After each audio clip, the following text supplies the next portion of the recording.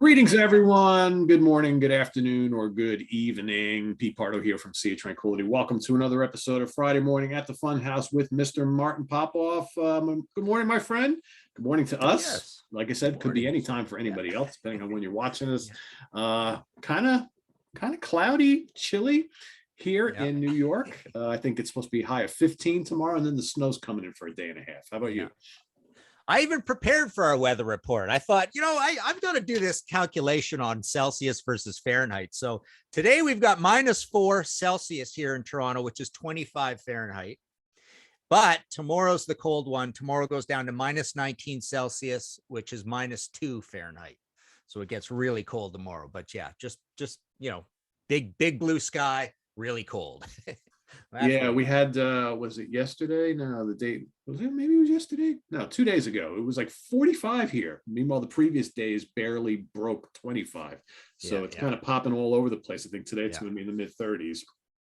But then tomorrow here, like 14 or 15, and then back into the 30s Sunday, and that's when the snow and the ice comes in. So I don't know what Sunday night and Monday is going to look like. It's probably going to be a mess, but whatever. It's the winter. More importantly is the weather on festival day when you get that thing going. That would be really cool. I loved that whole discussion about a possible festival. But, we'll see. I haven't talked to my guy who is looking to help set this all up since, but I think we were just waiting to get some feedback, and a lot of people had chimed in and are interested, and so we'll see. We'll see. I mean, with the whole COVID nonsense doesn't really help that situation, but we'll see. You never know what late summer, early fall is going to bring. So whatever. If we do it, great. If not, there'll be another time. So we'll see. Anyway, today's topic. This was one of Martin's ideas, and this kind of almost comes a couple months after the whole month-long series that I did in October, where I talked about scary, creepy albums for the Halloween season. Here, we're just going to talk about 10 albums, 5 each, that scare the crap out of us for various reasons. And these could be, mine across multiple genres here. And I think the kind of criteria that I used, and maybe Martin could talk about his as well, is these are albums that I probably wouldn't necessarily play in the house by myself late at night with all the lights out. That's kind of the criteria I used, and I can listen to them in the daytime, and I'm like, okay, I love the music, but not by myself, not in the dark, not late at night, not during a snowstorm or a rainstorm, and not hanging out in the woods by myself either. So, Martin, how about you? What made you kind of come up with your list? That's a very good definition. But on the flip side, I actually use these to make it even worse when you're walking in the woods, kind of thing. Like I listened to one of these actually walking down the middle of the Don Valley at night, between the house and the office. In Toronto, there's this big, huge valley that goes, on one side of town all the way up, and it's just quite foresty, right in the middle of town, and very pitch black and stuff. So I like these albums as almost like mood enhancers because they are so creepy. So yeah, these are really creepy albums, like you say, that they're kind of scary, kind of depressive. I'd definitely add that to these as well. And again, across genres. I don't have anything heavy metal in here actually, but it is more or less across genres as well. So yeah, eager to talk about these. Yeah, cool. So let's dive in. So let's have Martin kick us off with his number 5 choice. Okay, so my first one is the first one that always comes to mind with this discussion. It is the Stranglers with the Raven. Look at that album cover. Yeah, that's great. I mean, that's pretty incredible. And then on the back there they are on a longboat, right? And so this is the band's 4th album, September 15th, 1979. Always loved this band. Very unique band. Kind of like Doorsy keyboards with kind of distorted geometric bass lines from J.J. Burnell. Hugh Cornell, they had a big breakup in the band. Hugh went off to a solo career, but he has this kind of like dreamy, low voice sort of singing style. A little bit considered part of the punk thing, a little bit just considered kind of nasty and even misogynist at times, but also quite evil. I mean, the song The Raven on here with Well, okay, so we got the Raven, we got Longships, which is instrumental, Barak Bordello, Nuclear Device. There's songs about, Australia having weird animals because of nuclear testing. Shaw Shaw Go Go, Don't Bring Harry is a really kind of spooky song all about heroin. This is kind of their heroin years. They had some problems with that as well. But yeah, I mean, look at that album cover, glossy. I believe this album cover also came in you could get it in that articulated, the same way you got on Satanic Majesty's Request or Captain Beyond. There's the inner sleeve. Again, really kind of spooky looking. Like, look at that band shot of them. How do we get that there? There we go, with the Raven in the back.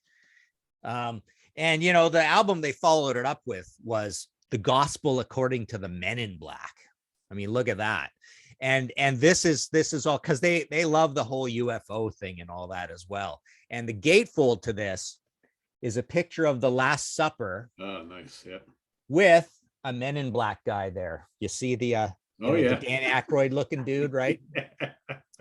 And then our men who are above, hallowed to your craft will come, you will have fun. Look at that. Look at the nice back cover with the type styles, right? So really moody, interesting band. Love their later material as well. They've got one front cover of them with all four of them hanging by a rope from a kid's swing set outside with a moody sky, like classic album covers and graphics all throughout. But the Raven was like the depth of their heroin-esque evil and depravity. And it's a really, really creepy album. So there you go. Stranglers.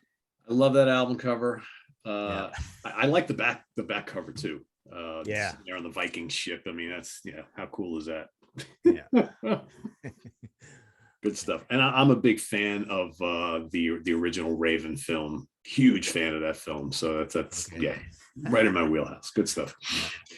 All right, my number 5. Again, I don't really have these in any kind of order, but my number 5 is a debut album from Britain's Doom Masters Cathedral, Forest of Equilibrium, 1991. Yeah. I mean, the album cover is kind of creepy and unsettling too. It's got this kind of almost like again, talking about old films, kind of reminds me of a couple scenes from the old German silent film Haxan, or maybe even Todd Browning's Freaks or something like that. It's just really, if you really start looking carefully at what's going on the cover, there's some weird shit happening here. But to me, this is like one of the most frightening kind of Doom albums ever made. And it's very different from all the albums that they would do after this. I think Cathedral became this kind of really fun, almost accessible Doom/stoner band. I find most of their albums a lot of fun, whereas this one has this kind of gothic and death metal edge to it, mainly due to Lee Dorian's vocals, which are very different on this album. Again, he's singing more in that kind of death metal style. And the riffs are just pulverizing, monolithic. Picture of beauty and innocence is just absolutely horrific to listen to. And I think that the tortured vocals, you got the anguished ebony tears, could almost like feels like it puts you right in the middle of a torture chamber, right? Again, a lot of times with some of these albums, I relay them and compare them to like scenes from old horror movies. And especially I think some of these metal bands, that's kind of what they were going for. A song like Serpent Eve, it's like the soundtrack to getting ready for the coming of the vampires or the zombies rising up from the graves, right, and coming out of the ground and chasing you down the street. It's just absolutely terrifying Doom, and that's kind of what I want a lot of my Doom to sound like.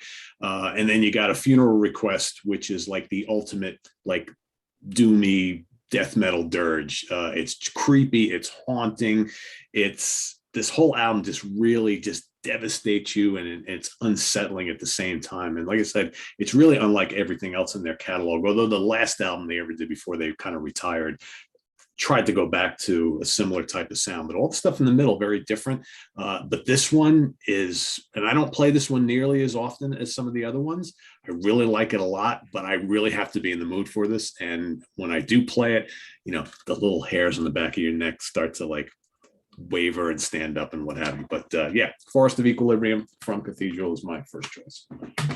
Yeah, that's an interesting choice, and you're right. I mean, it does get kind of fun after that, and you know, this is them in that sort of cranky, eccentric phase that reminds you a little bit of the, you know, the uncommerciality of My Dying Bride and Paradise Lost in the beginning, right? Yep. You know, and he's got that Lee's got that you know, crusty hardcore Napalm Death pedigree thing to him early on. That artwork, I guess it's David Patchett is his name, something Patchett, I I believe. think so. Yeah. Yeah. Yeah, and does all that, and I love Cathedral just because they are the absolute best at doom. When they are at their best, I mean, the drum sound they get, and Lee Dorian's kind of slightly out of tune, weird, eccentric vocal, and just the heaviness of the guitars, and the perfect example of the Black Sabbath heavy metal shuffle that you can imagine. Yep. But you're right. It's interesting when you pick that. It's like yeah, the next ones, if you're attuned to metal, they're actually kind of fun.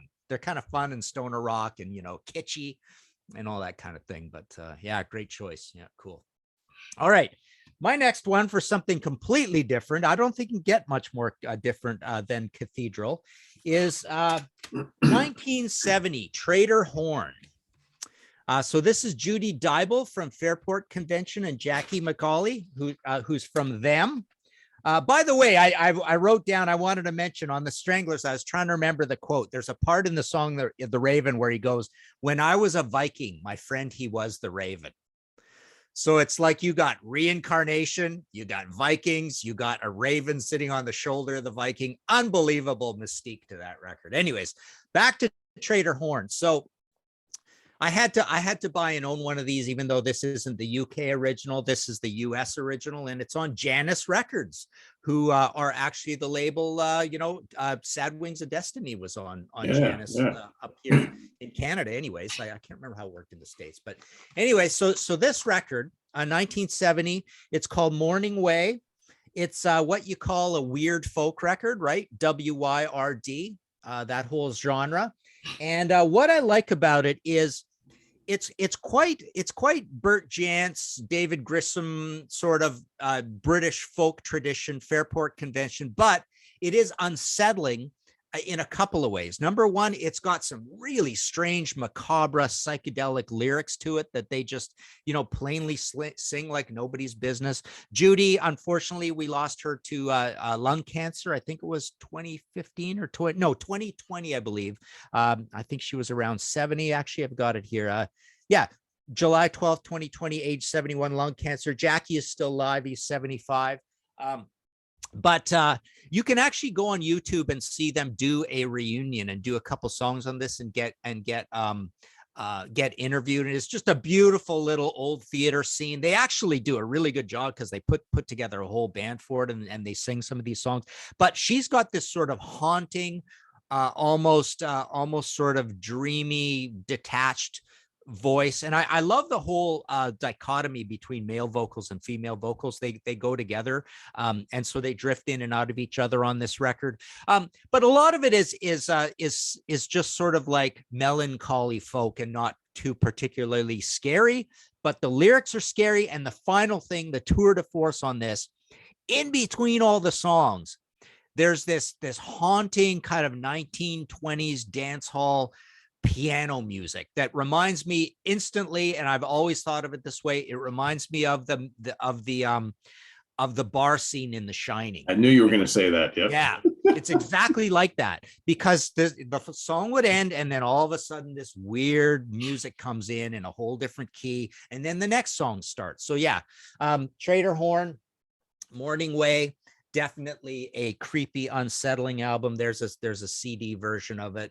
The CD's got the lyrics in it, and some of them are a little bit screwed up because I think it's a Korean C1. Yeah, this is one of those C1 CDs. Oh yeah, I have a bunch of those. Yeah, from Korea. Yeah. So yeah, really cool. They only made the one album. That's it. You know, judging from the interview, it sounds like they broke up because they were just absolutely exhausted driving around the UK touring and stuff, and it just wore them out, and they only made this one classic album. And it is a true classic. It's one of these $600 or $1,000 records. It's a very well-known, well-respected classic album, but definitely a creepy, weird folk album. Could you hold up that gatefold? Open up that gatefold again on the LP.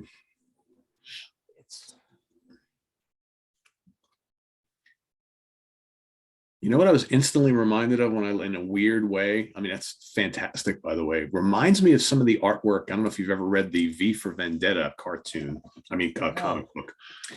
Kind of reminds me of that a little bit. Interesting. Yeah, there they are, and this is like that bumpy. And it has kind of like an Alice in Wonderland flair to it as well. Yeah. Interesting. Classic album. Yeah, very cool. All right. Well, speaking of something completely different as well for myself, total 180 or 360 from what I last talked about. The third album from Germany's Tangerine Dream, Zayat, however the hell they say it, Z-E-I-T or Z-E-I-T. This is, for years, I had a hard time getting into this album because it is so damn frightening and creepy. I mean, here you've got Edgar Froese, Christopher Frank, Peter Baumann. Whoever thought that audio generators, a Hammond organ, a couple different synths, some glissando guitar and cello could be so damn frightening and foreboding. Yet there's kind of like a weird somber beauty about this whole album. I mean, it's only 4 tracks. This is basically a double album because each track is like 15 to 20 minutes long. The Birth of Liquid Pleiades, Nebulous Dawn, Origin of Supernatural Probabilities, and the title track. This is like the stuff of nightmares. This is so claustrophobic. When I listen to this album, and I've been listening to this album for years, and it always gives me the same feeling. I imagine myself on a spaceship, okay, heading to Mars, and everybody else on the ship has died, and I'm all by myself, and I can't die for whatever reason. I didn't get whatever they got. I don't die, and all I'm doing is I'm walking around this ship endlessly, day after day, hour after hour, week after week, month after month. You're completely delirious with paranoia, and all you hear are all these little weird sounds and the pressure and all this kind of stuff. And I'm getting chills just kind of thinking about it right now. And I listened to this. I listened to this morning before we taped this, and I felt like it exactly the same way again for like the 150th time. And I always envisioned this could be the greatest soundtrack to like a kind of like sci-fi horror film. Like, I think like the first Alien film, right? Where they're, walking through the corridors looking for the creature and whatnot. And you hear these sounds, right? Which you can't even describe. And again, it's all this, I listed all the instrumentation, all the instruments on the album. And it's like, you wouldn't think that those would create such haunting, absolutely terrifying music, but it did. And they never really did another album quite like this, because I think many of their other albums, even though it's kind of similar type music, not quite as frightening as this, and a little melody here and there, and a lot of Mellotron and all this kind of stuff. But this is minimalistic, and it scares the crap out of me still to this day. So there you have it. Yeah, and just before you got on the ship, it's like, hey, we got to bring some music, and that's the only CD you had handy. So you got grab that and over and over and over again. It's like I always, when I hear that, I think paranoia and claustrophobia, and it's unmistakable for me anyway when I listen to that album. But moments in there are quite beautiful. But then it's just, at the same time, it's absolutely terrifying. So yeah, that was actually the first choice when I was putting my list together. I'm like, that's got to be on there without a doubt. So yeah, it's funny. I mean, the whole idea of krautrock as well. I mean, there's a lot of Amandul too that's really creepy. What are these guys doing? Yeah. It's just so strange. You think Harry Chapter and Deshin and Tiger B. Smith and and even the first Scorpions, Lonesome Crow. I mean, Lonesome Crow has its moments. Yeah, Ashra Temple. Yeah. I mean, all this. I mean, there's a lot of German stuff that I could have made my whole list with stuff from Germany. Yeah, exactly. Yeah. All right. My next choice is this one here, John Cale, Music for a New Society. So this came out, what is the year on this? September 82. I got into John Cale more or less through Honi Soit, which is 81. Of course, John Cale he's Welsh. but he moved to New York in 1963, and he was part of the whole Andy Warhol Velvet Underground scene. He's the producer of the first Stooges, I believe, album. Violinist, great writer, amazing songwriter, amazing lyricist. He's still with us. He's 79 years old right now. I got to interview him in person, and that's why these are signed. But I remember mentioning to him, I said that this is the most depressing album ever made, and he just broke out laughing, right? And what did he say to me about that? I don't. Oh yeah, we were talking about the new album. He says, I don't think it's as dark as Music for New Society. So I said that. He goes, yeah, the most depressing album ever made. And it's cool. It's very raw. The whole race and detra about that album is it doesn't work. It doesn't matter unless the tape is around. I don't know what he meant by that. But a very quiet album too, I said. And he goes, actually, that's what it's meant to be, a solo album. So I was going to do an album like Nico, like the Nico album, where I played all the instruments. It didn't end up that way. The album is a one-man band. It's just most of it. But also there's a quote from him. He said his mood while making Music for New Society was grotesque. In an interview with Melody Maker, he said that album was agony. It was like method acting, madness, excruciating. I just let myself go. It became kind of therapy, a personal exorcism. The songs are mostly about regret and misplaced faith. And in terms of the music on it, it's just kind of really well executed, mellow, very quiet music, guitar, sound effects. It's very Roger Waters, actually. And there's some beautiful, beautiful piano work on it as well. Alan Lanier from Blue Oyster Cult guests does some guitar, but Taking Your Life in Your Hands, Thoughtless Kind, Close Watch, Chinese Envoy is the most popular song on it. It's just a beautiful, beautiful dark piano ballad. He's got that really kind of wise, low voice. It definitely reminds me of mellow, introspective Roger Waters. Some of my favorite Roger Waters is from that last album he ever did, and it kind of reminds me of that, but very, very depressing. And it's considered one of his most highly regarded albums, along with Paris 1919, which I think is 1973. And he's done a lot of weird stuff in there too, some rock and rollsy thing and covers. It's almost a little bit like the ragged sort of John Lennon catalog. But I like it more than John Lennon. And this album's an absolute masterpiece, start to finish. And it's very much all of one mood. I think there's one song with kind of rock and rollsiness to it. The rest of it is all just very quiet and spooky and little creepy sounds, creaking, little voices in the background like Pink Floyd, haunting little asides, but just really well put together, dark, melancholy, mellow music. There you go, John Cale. Isn't it interesting when an artist attempts to make an album where they want to kind of purge something from deep within themselves, and just as an exercise, I got to do this, I got to get it out of me, and yet it has that effect on the listeners, and so it's like job well done, right? I mean, that's what he wanted to portray, and that's how you hear it, and that's how you accept it. So pretty cool. All right, I'm going to go back to metal on my next choice here. This album came out in 2006. This was kind of a big deal because it was the reunion of this very influential, not very popular band, but among the metal underground. Like I said, Celtic Frost was kind of a big deal. Monotheist, 2006, their reunion album for Century Media Records. I was a huge fan of their early stuff, and they kind of put out a couple of weird albums and then they disappeared for a long period of time. So I really didn't know what to expect from this. And my first impression of this album is exactly the same as my impression. I listened to this yesterday again, and I was like, wow, this is really something else. What that something else is, I don't really know. It's so heavy. But it's also completely frightening. You've got elements of gothic metal in this album. You've got a lot of doom, and Tom's vocals throughout are just like monstrous, tortured, agonizing, and it's really unsettling to listen to. As much as I love it, this is not an easy listen.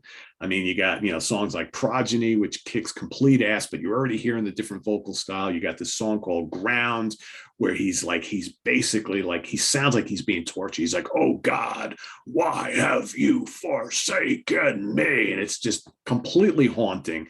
And there's so many moments of this throughout the whole album. It still gives me the chills to listen to it. I mean, I don't think I've ever heard a vocalist sound this tortured on any album. And it's on every single song. A dying God coming into human flesh is creepy. You've got the 3-part triptych epic, which is like the stuff of nightmares. I mean, the vocals are like absolutely maniacal. The music is ominous. It's an excellent album. It's crushingly heavy, but like I said, they've never done an album like this before.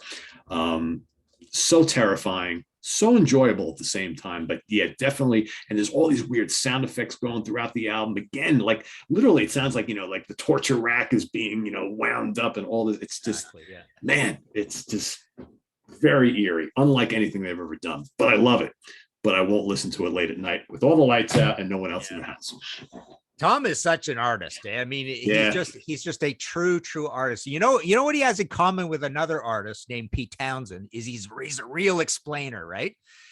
He loves to talk, and he wrote the whole book on Celtic Frost. I can't remember which one we get in trouble for saying. Is it Celtic Frost or Celtic Frost? Apparently the correct way to say it is Celtic, but I grew up saying, and everybody I know said Celtic, right? Because we didn't know any better. But I heard, I'm good friends with Reed St. Mark, their classic drummer, and he has always told me it's Celtic. It's Celtic. So I'm like, okay. Funny, yeah. But you're right. And that image of the rack is totally that, and even the rack image reminds me a little bit of the old ones too, because they always have this sound like it almost sounds like something external to them is driving the songs forward. It's just like they're just rolling like a tank, and it seems like the guys aren't even in control of what's going on. Yeah. I mean, that Into the Pandemonium album had a lot of elements of that.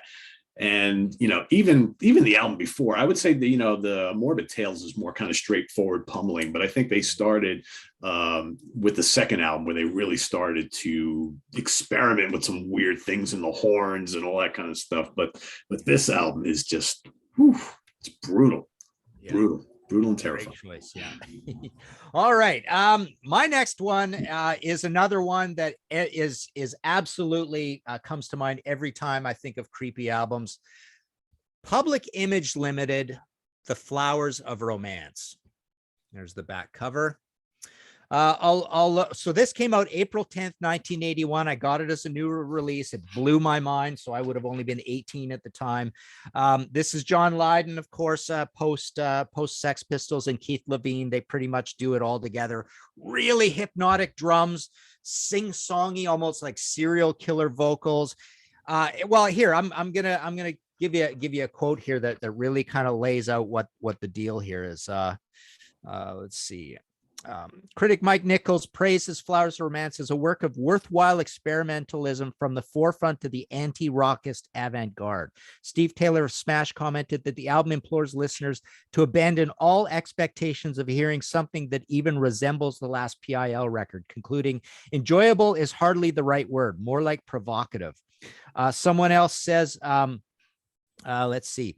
Reviewing the album, Chris Smith of Stylus Magazine, dark Spartan affair, one that is decidedly not for all tastes, but 22 years later, there's nothing quite like it. It may not offer the kinetic glamour of Remain in Light or the gleeful spazziness of the Contortions, but I believe this to be one of the most interesting records produced in the fallout of punk. There's another quote I had here somewhere that says, it's possibly the least commercial album ever delivered to a record label.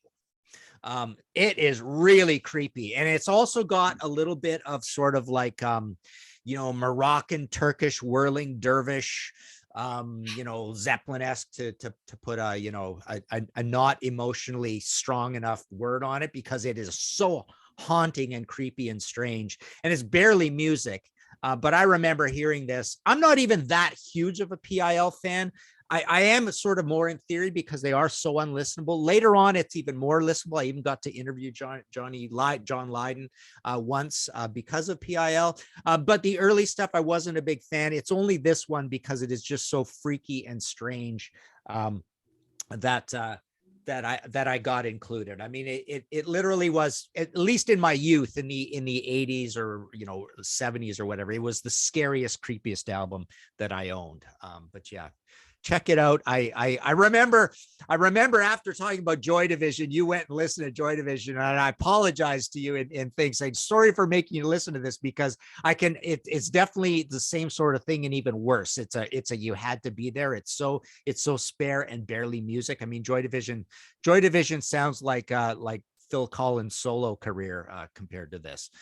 So anyways, yeah, it's take a few little samples of it. You'll at least be horrified. Put it that way. Okay. Well, I like being horrified. So I like that album cover is really interesting. So that's their video director, apparently.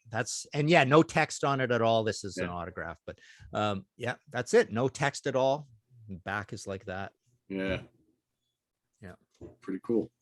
I will check it out. I'm always interested in checking stuff out. Whether I like it or not is a whole other story, but yeah. All right. Back to some really weird shit. So this album, pretty well known in the prog community, although it's more of like an underground release. But it doesn't get much more frightening than this. If you think the Tangerine Dream album is pretty scary, this probably even scarier for different reasons, though. The band's called Universe Zero. Heresy is the album. 1979 is their second album. So this is a band from Belgium.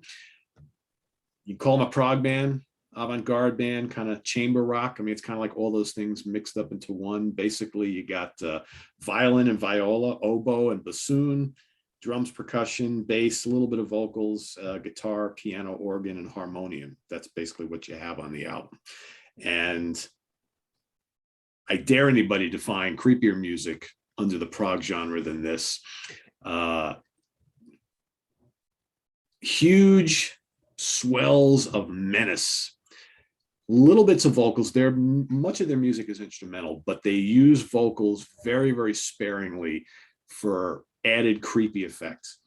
This is like a classical orchestra on acid. And it's scary, scary stuff. The first track on here is 25 minutes long. It's called La Faul, Faulx. I'm not sure how they pronounce that. But man, it just never lets up. 25 minutes of just this ominous, creepy, scary music. The violin and the bassoon just like tear you up from the insides. And then you got all these little vocals that just like absolutely creep you out. It's a must-hear track. And then, of course, track number 2 is called Jack the Ripper. Hello, right? That falls right in line with what we're talking about here. And it's foreboding and creeping. It's got this kind of militaristic drums that are kind of understated, that almost like it's like leading you down. It's like, okay, the drums are going to lead you down the alleyways to a dead end street where guess who's waiting there for you to meet your maker, Jack the Ripper himself. Just absolutely brilliant stuff.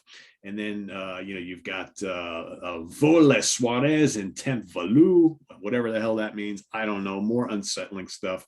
And you've got, on the CD anyway, a bonus track called Chaos Hermetique, which is just manic and unsettling and just really, really, really creepy stuff. I mean, like I said, whether you call it prog or chamber rock or RIO, it's another, rock in opposition, another popular term thrown about in the prog community. Whatever you call it, it's just absolutely creepy stuff. And here, just want you to take a look at the guys in the band. This kind of says it all right there. I don't know if you can kind of see that.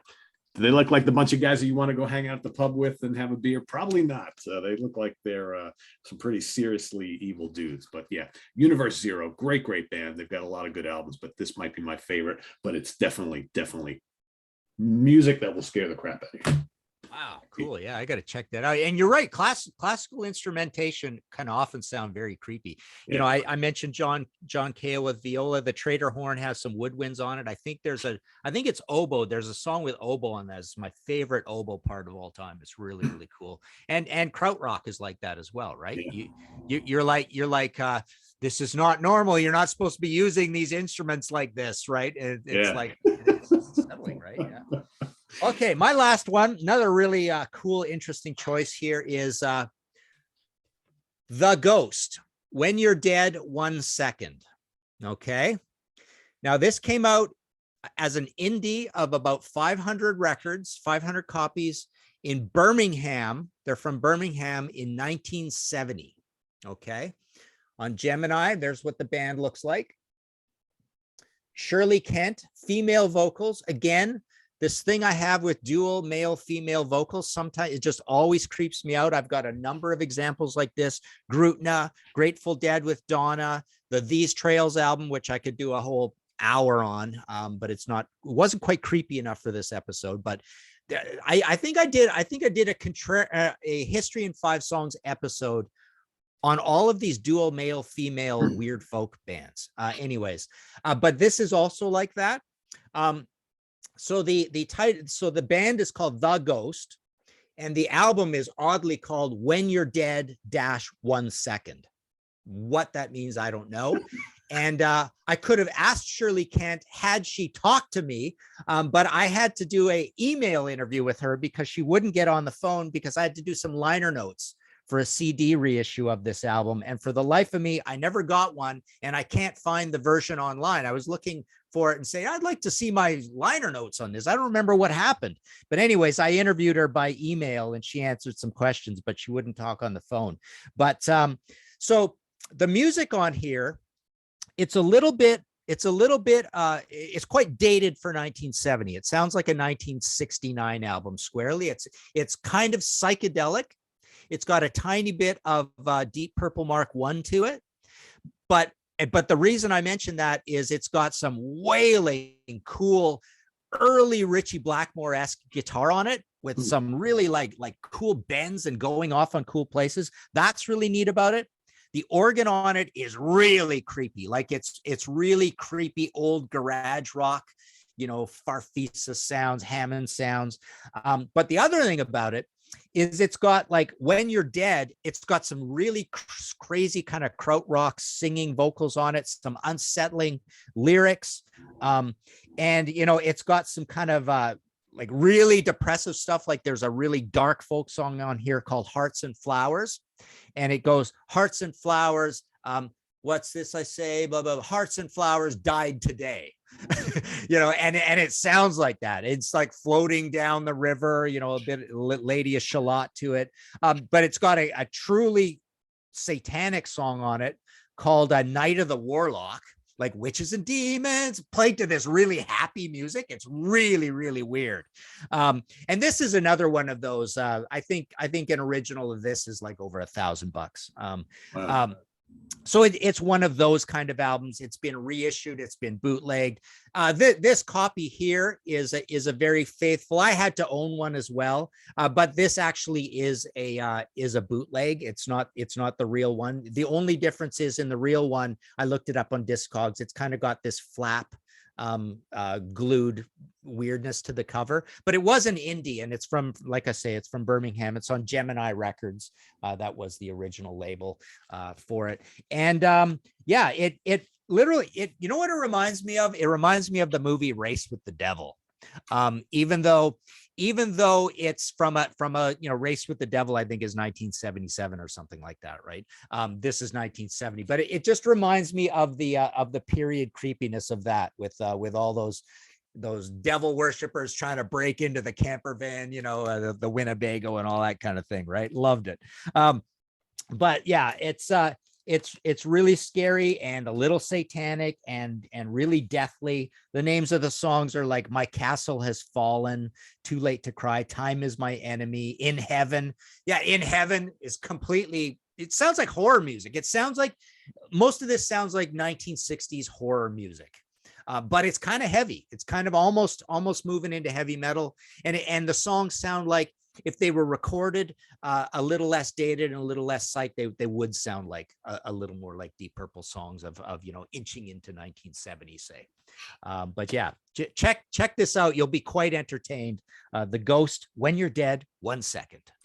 I love the album cover. I've long heard about that band and that album because, of course, that you do a search on Ghost, the Swedish band, and this album always kind of pops up as well, but obviously a different band. I wonder if it's still available on CD. Well, yeah, I looked up on Discogs, and there seems to be 3 or 4 or 5 different times it's been reissued on CD, and in various forms of dodginess. Good luck. Maybe you'll get the one with my liner notes. Because I can't bloody figure it out. I couldn't even find my interview because it was an email one, and I must have named it funny or something. But yeah, I've always been fascinated by that record. I've played that album over 1,000 times, easy. Wow. Okay. Yeah, it sounds right up my alley. Like I said, I've always heard about them, but never actually checked them out. So, from Birmingham, right? Yeah. Yeah. Absolutely. Because our UK folks are gonna be like Birmingham. It's Birmingham, Martin. Because I've been told that a million times myself. My hand has been slapped every time I pronounce a town or whatever in the UK. I'm like, all right, I'm always pronouncing it wrong. So, wow. All right, whatever. Jeez, I never thought there was an alternate to that one. Trust me, there is. I learn a lot doing the UK Connection show every Saturday. So it's learning how to pronounce things. I'm pronouncing everything wrong apparently, but whatever. That's us dumb folks in the US. That's what we do, right? So, all right. My number one pick here today, another one that I instantly thought of when we were talking about doing this show, and this album is absolutely frightening. Truly groundbreaking for lots of reasons, but doesn't make it even an easier listen. And I think I didn't really fully appreciate how just crazy scary this stuff is till I saw them perform this entire album live a number of years ago. It's Mayhem's first studio album, De Mysteriis Don Satanas, from 1994. Arguably, one of the first ever Norwegian black metal releases. I mean, I know it's kind of hard to see there with the glare, but look at these dudes, right? So this is legendary, true Norwegian black metal. Got to throw the true in there because that's what they call it. It's pulverizing from start to finish. Attila, who's the lead singer of the band, I don't think I've ever heard anybody sing like this dude. This is just, the vocals are just completely nightmarish. The music is ice freaking cold. Blast beats and these fast tremolo picked riffs. It's actually a really good sounding album, all things considered, considering it probably cost them like 50 cents to produce this album, but it sounds great. You got Funeral Fog, which sounds like unlike anything we'd ever heard at the time. Freezing Moon, Cursed in Eternity, From the Dark Past, the title track. It's unrelenting. It's just like the constant assault of the blast beats, the icy riffs, and man, Attila's like inhuman rasps and bellowing, and he's half the time he's talking almost like narration, but he's got this thick accent, and it's just like, you listen to it, just sends chills up and down your spine. I mean, I've never heard anything like it. Like I said, you go see them do this live, and it's an experience because like the stage is basically pitch black, right? You got all these candles, the candelabra hanging all over the place, right? The fog, and then he comes out in this robe, and you can't even see his face, but he's either wearing a mask or he's got this heavy makeup on, and he's like, yeah, doing all these weird vocals, and you're just like watching it, and you're like, man, this is like really, really intense, insane. I'm glad there are like 500 other people in here with me and I'm not there by myself, but it's just chilling stuff. I know a lot of people don't like, the black metal stuff because of the intensity and the ferocity of all the satanic vocals and the whole church burning thing and all that kind of stuff. But man, you want to be creeped out late at night listening to something that's just brutal, furious, in your face. It doesn't get much better than this debut from Mayhem. De Mysteriis Don Satanas by Mayhem. That's my final pick of the day. Yeah, that whole black metal thing, that was definitely a magical time. And it comes from the same tradition that gives you something like the Public Image Limited. It's just anti everything, right? Absolutely. Yeah. Anti everything. Yeah. I mean, this is, you want to scare your neighbors and children, put that on at your next backyard barbecue, man. You'll be having the people calling the cops and stuff. It's just crazy stuff. But I mean, Mayhem is just a great band, and they've been around for a long time, and they've got a lot of really good albums. But I will fully admit that they are an acquired taste. I have to be in the right frame of mind to listen to them. Mayhem is not an everyday listen for me. And like I said, seeing them live just kind of puts it all in perspective. And it's like, oof, man, it's like you got to go home and take a shower and just kind of like decompress after that. You can't go witness that and then go to sleep. It's like it's just impossible. So. Wow, that's funny. Good stuff. You got any honorables or anything, or are we? I didn't really have honorable mentions, but I'm just thinking off the top of my head. Neither of us picked one that is sort of a landmark or yardstick for this, and that's that Comus album from the early days. That's considered one of the creepiest albums of all time. And you can have creepy albums even kind of in the mainstream. I think Pink Floyd Animals is a pretty creepy album. I would agree. Yeah. I would agree. But I must say that looking around and trying to figure out how do I even search this or I didn't think to look on the internet for creepiest albums, but just going through my CDs and records, it was hard to actually find them. I knew I had these ones, but it was hard to find more. And I couldn't think of what they were. There's one I'm reserving for when you brought up the idea of doing that show where you absolutely worship one album by this band that has a lot of albums. I've got one that fits that concept, and I wanted to reserve for that. But I want to do that show at some point too. That'd be really cool. That's a neat concept. You absolutely love and adore, and I've played this one album by this band over and over and over again. But the band as a whole, don't really know much about them. Don't care. Yeah. Love this record to death. Don't care about the rest of it. Right. Yeah. It's a tough one. I think the reason why, for those watching here, that was actually recommended that we do by one of our viewers, and Martin and I both are really intrigued by the idea, but quite frankly, I'm still trying to find some stuff in my collection, right? So I know I have them. I know they're here, but that's going to take a little while to put together, but we're going to tackle that at some point. As far as me, honorable mentions here, you mentioned Pink Floyd. For me, I don't know, there's certain songs from Pink Floyd that I think are truly terrifying, like Animals. And I love Animals, my favorite Floyd album. There are parts of that album that I think are really, really creepy. I don't know about the whole thing, but there are, like Echoes from the Metal album is a really creepy song, and they have lots of creepy songs. The same thing with like early King Crimson. There's a lot of King Crimson stuff that The Wake of Poseidon. There's some creepy stuff on that album, even the first album. So, and then there's other, like Wolves in the Throne Room, the U.S. black metal band, Agalock. There's some really creepy stuff going on there.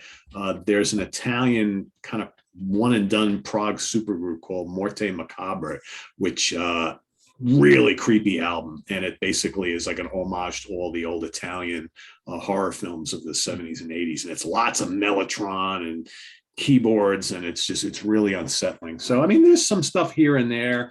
I find like Opeth's first album, Orchid, has some really creepy moments and whatnot. But, for the most part, I think the ones that really kind of spoke to me and just kind of popped out were the ones that I talked about, kind of like yours. So, so kind of cool to talk about these. But we love all these albums, but they definitely scare the shit out of us. So there you have it, everybody. In the comments below, put some albums that really scare the crap out of you as well.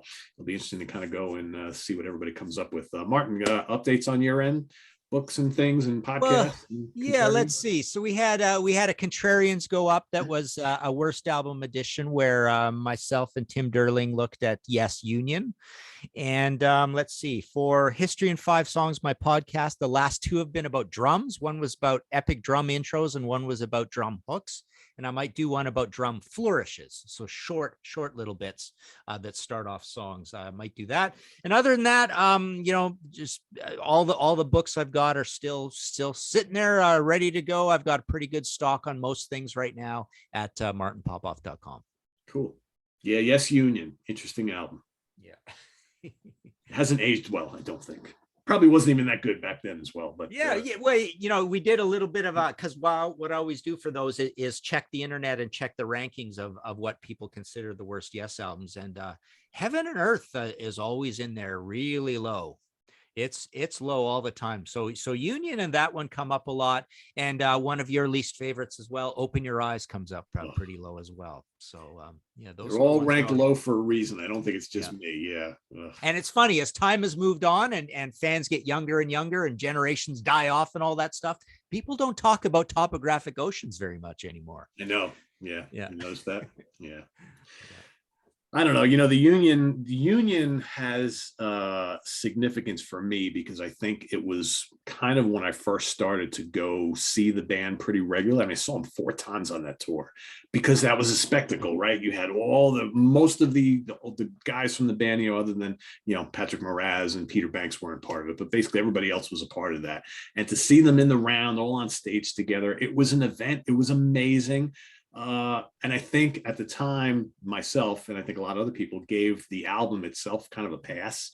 But now, all these years later, you listen to Union, like, oh, this kind of sucks, right? There's really not a lot good on there. And it doesn't sound like a band at all. It's like it's got all these outside musicians and things and all these outside writers, and nobody really played together on it. It's just like, no good. But the tour was fantastic. And I'll always have fond memories of the tour, but yeah, whatever. But yeah, Heaven and Earth, oof, no good.